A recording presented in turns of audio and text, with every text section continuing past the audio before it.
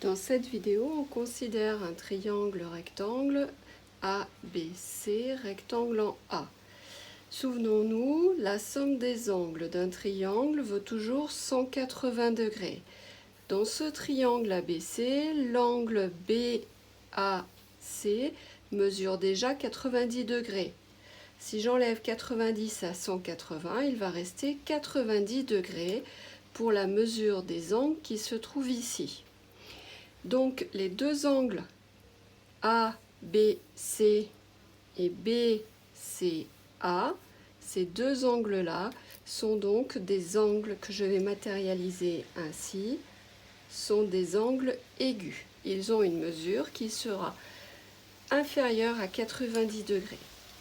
Maintenant, on va apprendre à repérer en fonction de l'angle que l'on considère les côtés adjacents, les côtés opposés et l'hypoténuse.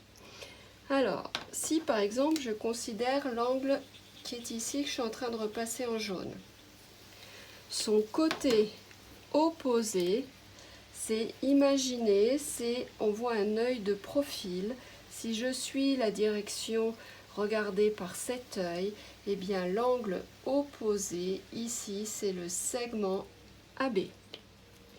L'hypoténuse, c'est le côté le plus long dans un triangle rectangle. L'angle droit, en face, je trouve l'hypoténuse.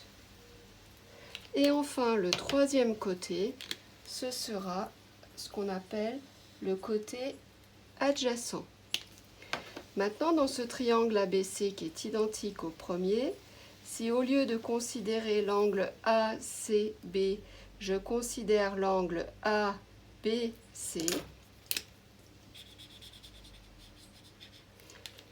son côté opposé, imaginons, c'est un œil qui, de profil, il regarde dans cette direction.